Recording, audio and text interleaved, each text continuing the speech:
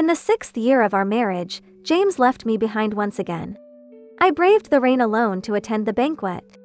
Half an hour later, his assistant updated her social media. He insisted on coming to keep me company while working overtime. What can I do with him? She added a playful emoji at the end. The picture showed James bending over behind her, her lips almost touching his jaw. At the scene, his friends whispered bets on how I, a drenched mess, would once again start a scene with James. I simply put away my phone and quietly removed the wedding ring from my finger, tossing it into my wine glass.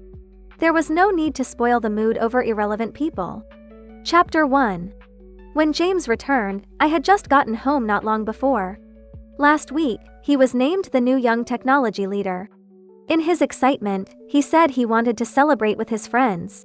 So I spent a week preparing this celebration party for him, intending to surprise him with the news of my pregnancy. But I waited until everyone had left and the banquet hall was closed, and he still hadn't shown up. Sarah's screenshot was being shared repeatedly in the group chat, with everyone congratulating them as if they were the perfect pair. "Your clothes are wet, don't you know to change them?" He pinched my wet hair. "Your hair sticking to your face makes you look even uglier." Previously, I would have gotten angry and seriously asked him if Sarah was the most beautiful woman in his eyes. But now, I suddenly didn't want to argue anymore. Seeing my lack of reaction, he toned down his temper. "All right, don't be mad. I brought you a cake, we'll celebrate at home. Didn't you always say you wanted to try the mango cake from this place?" He got it wrong because last time at a dinner, I overheard Sarah mention she liked the desserts from this place. He proactively cut a piece and pushed it into my mouth. "Try it. I'm allergic to mango." I turned my head, wiping the cake cream from my lips with a tissue. James paused with the spoon in his hand, suddenly flaring up. "If you don't want to eat, just say so. No need for excuses." He impatiently loosened his tie and went to take a shower. I stood up as well, needing to throw the cake into the kitchen trash bin. The bathroom door opened, and James instructed me. "Get the clothes ready. I need them for the banquet the day after tomorrow." I walked over to pick up the clothes he had thrown on the floor, and a pair of black stockings fell out of the pocket. Before I could react, James's voice sounded from behind. "What are you rummaging through now?" Seeing the stockings on the floor, he observed my expression. "Last night, they insisted on playing games. It was just for fun. Don't overthink it." I remembered last time when I saw Sarah's lingerie in the car, I questioned James if he had done something with her in the car. He lost his temper, called me neurotic, and said, "Do you think everyone has disgusting thoughts like you? She's my assistant, changing clothes in my car to attend a banquet with me. What's wrong with that? Emma, if you have nothing better to do, take some classes to broaden your horizons." Now, I calmly picked up the stockings and asked, "Do you want these washed together?" James hesitated. "You're not angry?" I asked him back. "Why should I be angry? Didn't you already explain?" James seemed momentarily confused. He reached out to take the stockings from me but noticed my swollen lips. "Why are they so swollen?" I had touched mango earlier. He pulled me outside. "You really are troublesome. Let's go to the hospital." On the way, James's phone kept ringing. Connected to Bluetooth, Sarah flashed repeatedly on the screen. James glanced at me and hung up the call. I asked proactively, "Why don't you answer? She might have an emergency." Sarah called again. James pulled over, disconnected Bluetooth, and answered the call while getting out of the car. "Emma, Sarah drank for me tonight and said her stomach hurts." I nodded. "If she has a stomachache, you should go." He paused. "Emma, but you're also unwell." I opened the car door. "It's just an allergy. I'll take a taxi to the hospital myself." James's tone softened. "Emma, you're finally making things easier for me." I smiled. He turned and drove off quickly. It started raining again, but I didn't want to take a taxi. I walked along the road to the hospital, and the allergy quickly spread all over my body. In the heavy rain, my lower abdomen started to hurt, and I began to bleed. In pain, I fainted. Chapter 2. When I woke up, I was already in the hospital. The nurse told me I was lucky to be saved by a passing driver. You have a strong will, but the baby couldn't be saved. During the procedure, we found your uterine condition wasn't good. Although we've done a D&C, you must rest well. I hadn't intended to keep the baby anyway. On the third day of my hospital stay, James finally remembered me. I had just returned from a checkup. He stood by my bed and seeing me, his first words were, "How can you get hospitalized for an allergy? Couldn't you call me to inform me? Do you see me as your ATM?" These past 2 days, I had been handling all the hospital procedures alone, exhausted. I walked to the bed, indifferent. "I know you're busy." This softened his tone a bit. He pointed to the table. "Sarah specifically asked me to bring you a gift. She knows what happened the other day was sudden, so she sent this to apologize." He reached to give it to me, and I reached for my water cup, causing the bag to fall onto the bed. Bottles and jars spilled all over. James's voice rose as he scolded me. "Emma, what do you want? Why are you quarreling with a young girl? Do you think you're still a fresh graduate? Always jealous and suspicious. Can you do something productive for once?" I looked at the scattered cosmetics. I had seen the receipt for this luxury set in James's pocket a week ago.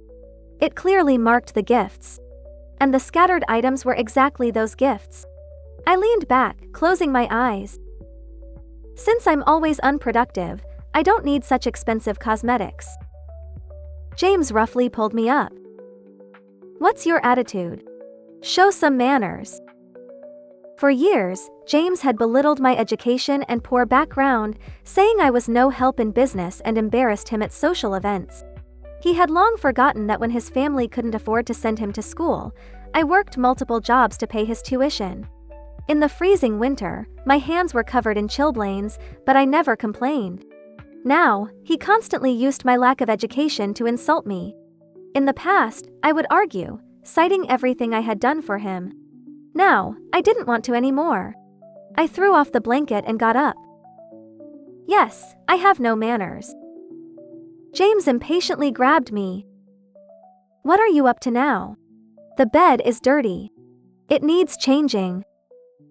James glanced at the bed, swallowed, and let me go. The nurses weren't too busy. One nurse chatted while tidying up. "If you ever get divorced, find Lawyer Smith.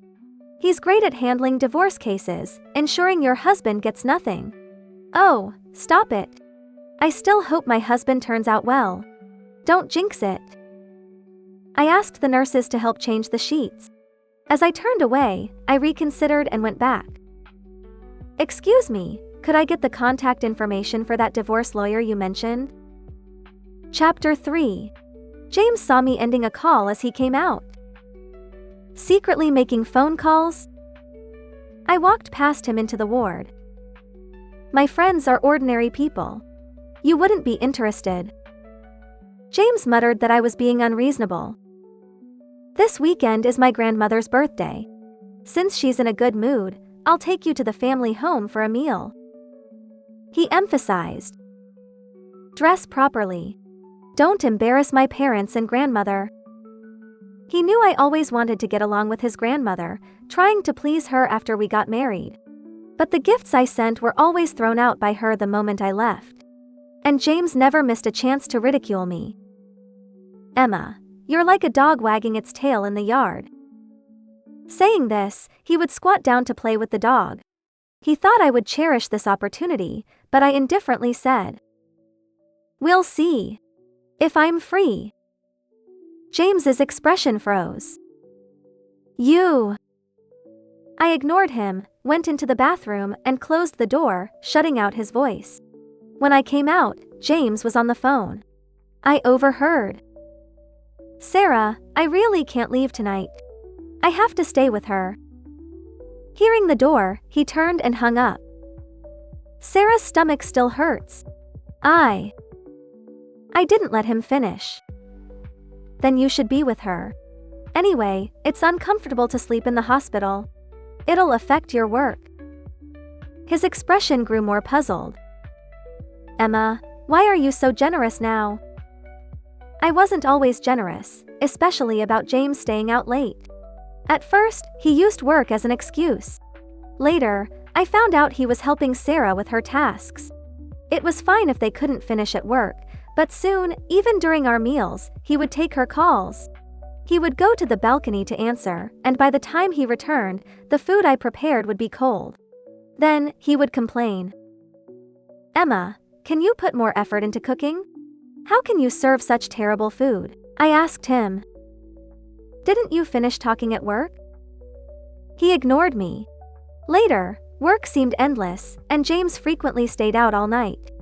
I questioned him many times, but he always said it was work and told me not to overthink. Now that I wasn't overthinking, he still wasn't satisfied. A few days later, I was discharged and went home. James saw me and said, "Why didn't you tell me you were getting discharged? I could have picked you up." "No need. I can manage." He paused while taking off his coat. "Are you mad again? You didn't tell me, so I didn't come." I shook my head. "You're busy with work. I understand." With that, I turned to go to the bedroom to shower and sleep. But as I opened the wardrobe, I noticed my pajamas had been moved. I looked back at James, testing him. "Did you bring someone here?" Surprisingly, James admitted. Sophie's pipes burst, flooding her place. She couldn't stay there, so I let her stay here for a couple of days. Before I could ask more, he quickly explained. "Don't worry, we slept in separate rooms." I smiled. "No need to explain. I just wanted to suggest that if you bring her again, let her use the pajamas on the right. They suit her style better." James looked confused and angry. "Emma, is there any need for such sarcasm?" I said. My phone rang. Ignoring him, I left the room. James followed. "Where are you going this late? I have something to take care of." He shouted. "Where are you going?" I ignored him. He slammed the door behind me. Chapter 4. The weekend came quickly, and James called me several times. I didn't answer. He sent multiple messages. "Emma, are you deaf? Answer the phone. Get over here. How can you miss such an important day? If you don't come, don't blame me for not cleaning up your mess if Grandma gets mad." I didn't respond. To my surprise, his mother called me personally. Since I met James and married him, his mother had always treated me the best. Whenever I faced difficulties with his grandmother, she would comfort me. During holidays, she prepared gifts for me, and even though James and I hadn't had children yet, she never pressured us. In that family, she was the only one genuinely kind to me. "Emma, why aren't you coming? Mom knows you've been through a lot, but you should attend occasions like this. I've already scolded James for you." I couldn't refuse her request. So I decided to go. But when I arrived at the family home, I found Sarah clinging to James. They greeted relatives together, looking like a real couple. Seeing me, Sarah apologized first. "Sorry, Emma, since you were late, James asked me to help greet the guests." James looked at me. "You finally showed up?" I smiled at Sarah. "It's okay. Consider it practice." James frowned. "Emma, what do you mean?" Ignoring him, I went to find his mother. Soon after, the photographer urged everyone to gather for a family photo. As his mother and I approached, most people had already taken their places. Sarah stood next to James on one side, with his grandmother on the other. His grandmother glared at me. No manners at all. I didn't respond. Sarah smiled.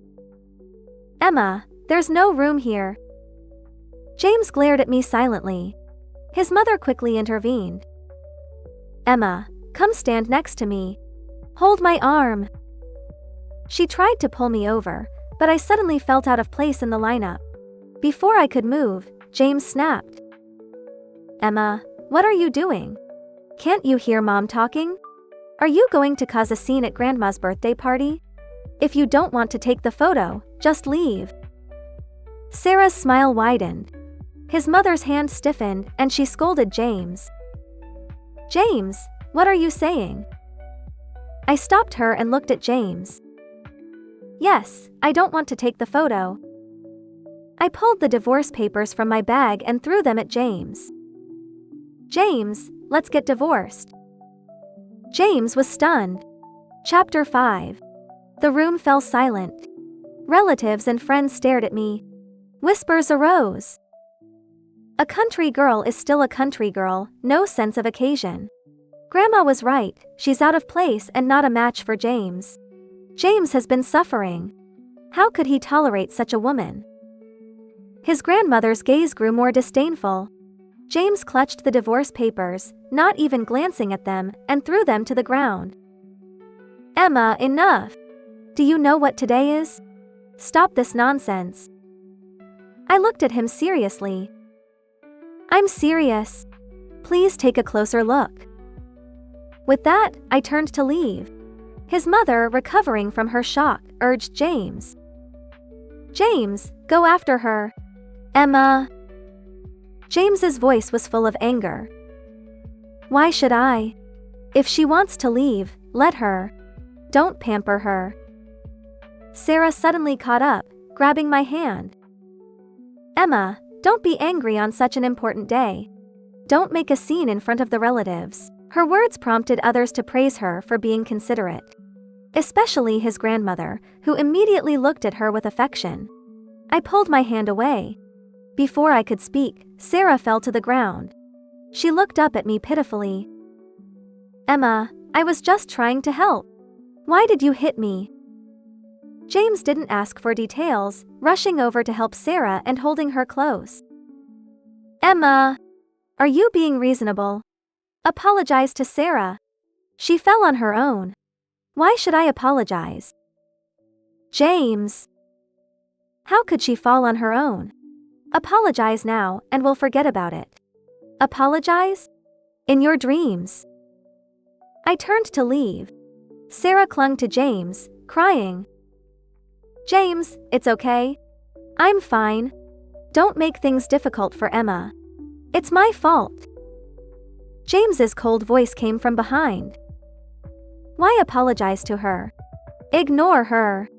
Emma, if you have the guts, leave. Don't come crawling back later. Chapter 6. When I got home, it was already dark. This city, I had come to know because of James. Getting familiar with a city for someone. Adjusting to a new environment for someone requires courage. In the face of love, these things seemed simple.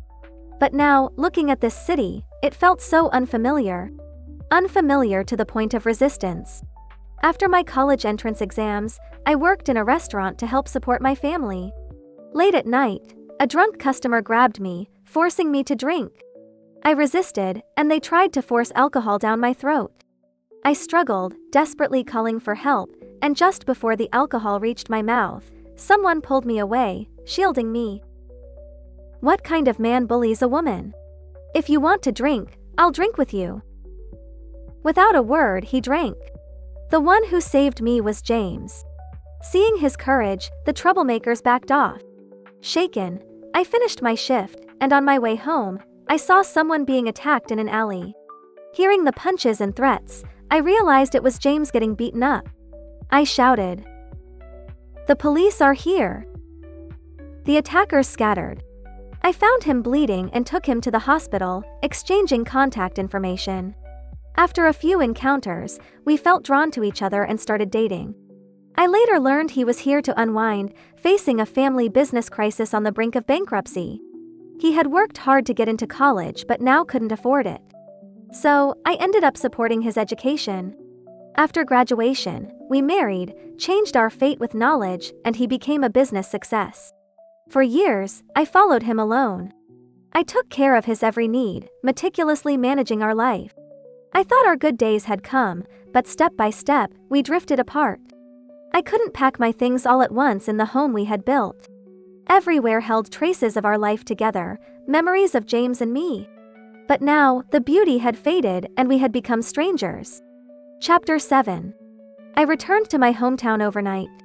My mother and younger brother, Alex, were surprised to see me. I just said that James was on a business trip, and I was too scared to sleep alone, so I moved back home. I didn't want them to worry. I thought I would struggle with leaving James, but surprisingly, I slept exceptionally well. No more worrying about James and Sarah, no more fretting over which woman he was with when he stayed out all night, no more jealousy, no more hysterical arguments. I felt an immediate sense of relief. My childhood friend Emily comforted me. "Emma, let it go. There are plenty of men out there. James is just one of them, and he's nothing special." She made me laugh. I used to think James was everything. I gave up everything to follow him, marry him, thinking my entire future was tied to him. Those thoughts tortured me for too long. Suddenly letting go, I realized the world keeps turning, with or without him. Without James, I could still live well. With Emily's introduction, I decided to start learning again and enrolled in training classes. Everything went smoothly for about 2 weeks until James called. "It's been long enough. Stop being angry. If you don't come back now, don't ever come back."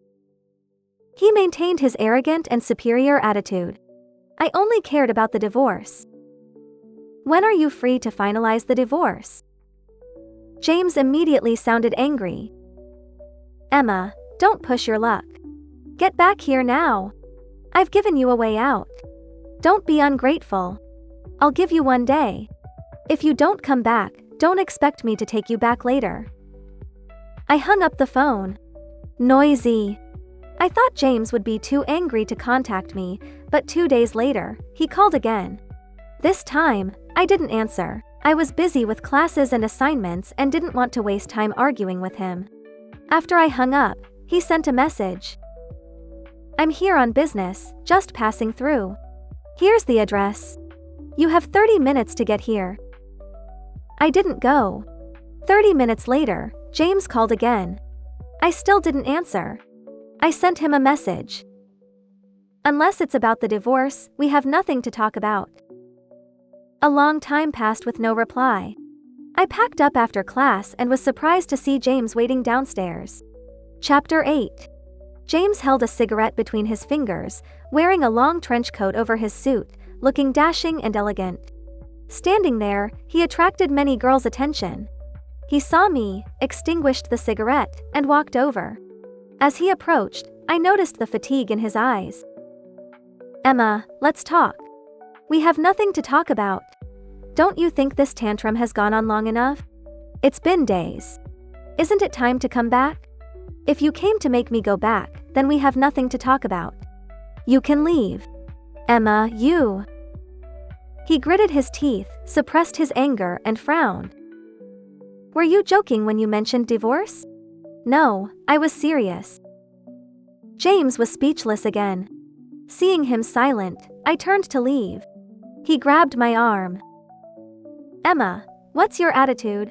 Do you think I can't live without you? Emma, do you have a heart? Stand still." Just as I was about to shake off his hand, I was suddenly pulled aside. I turned to see Alex. He roughly pushed James away. "James, let go of my sister. What do you mean she doesn't have a heart? You're the heartless one. My sister gave up her education for you. Do you know how good her grades were? Everyone in our town knew she was top of her class.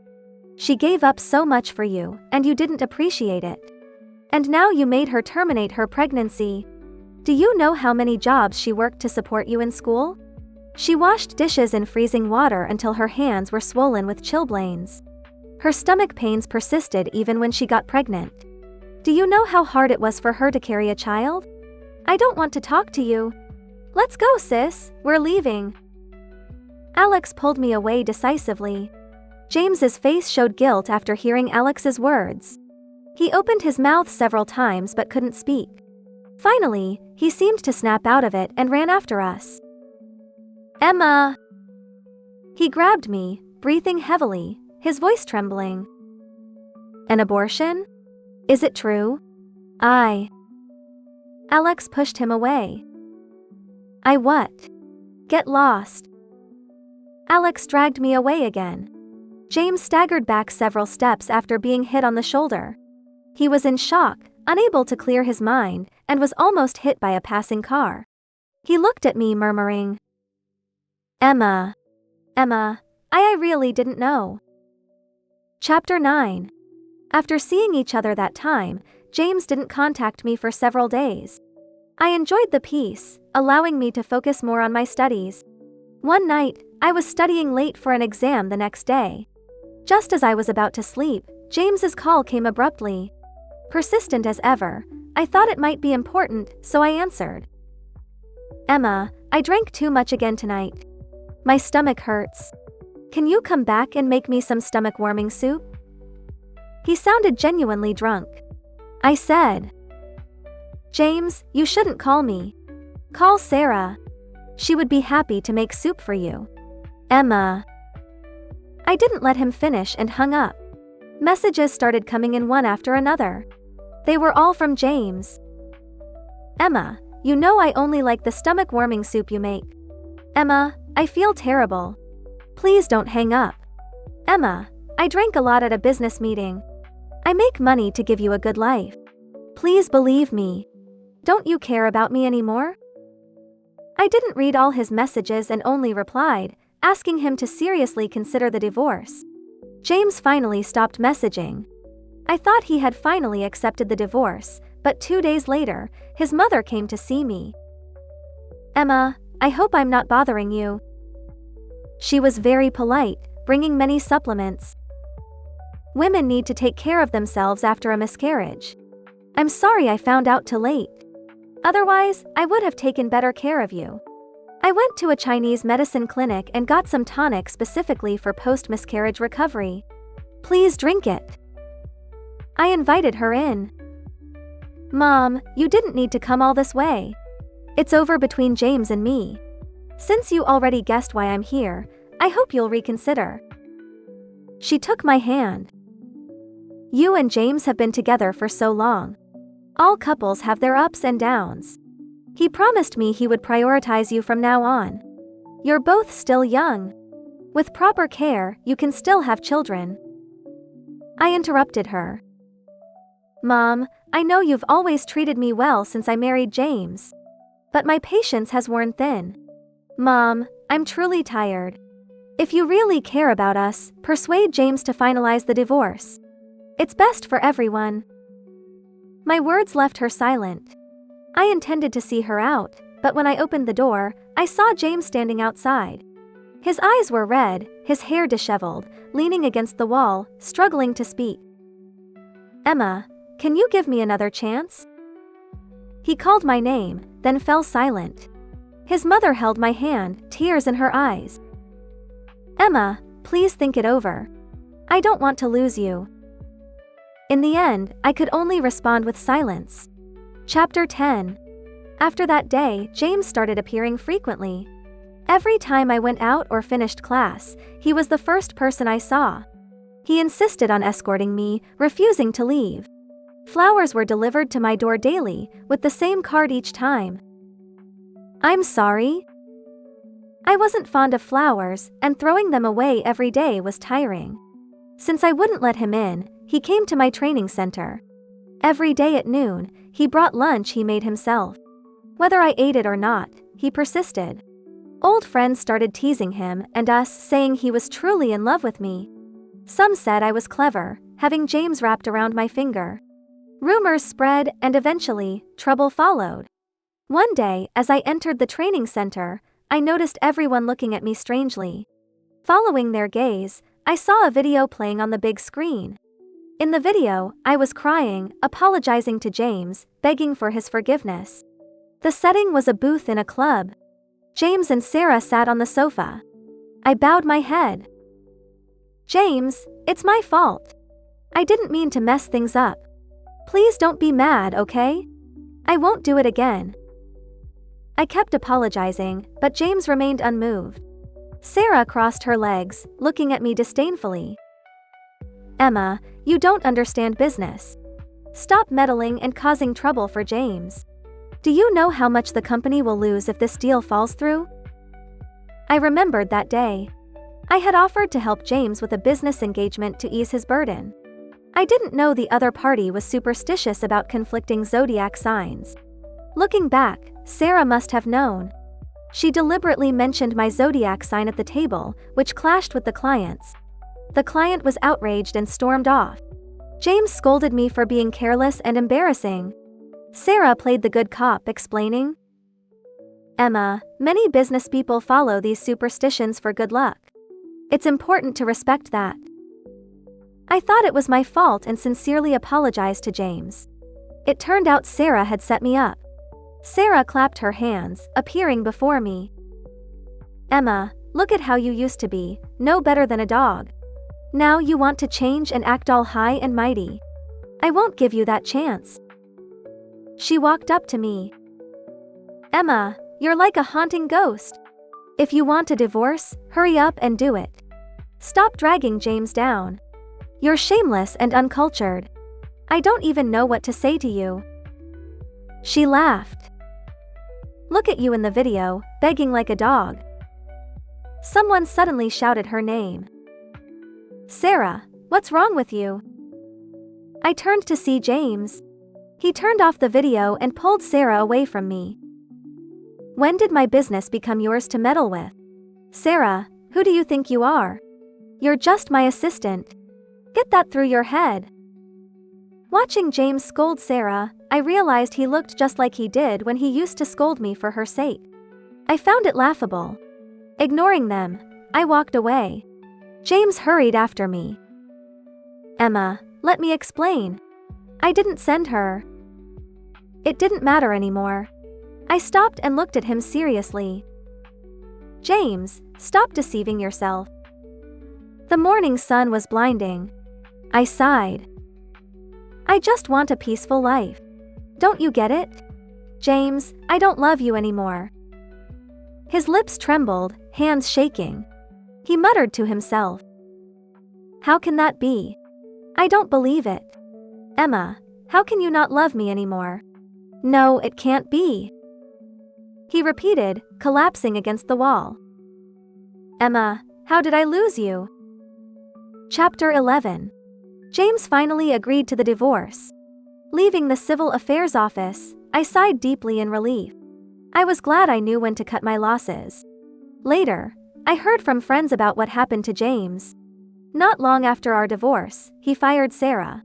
Unwilling to accept this, Sarah caused a scene.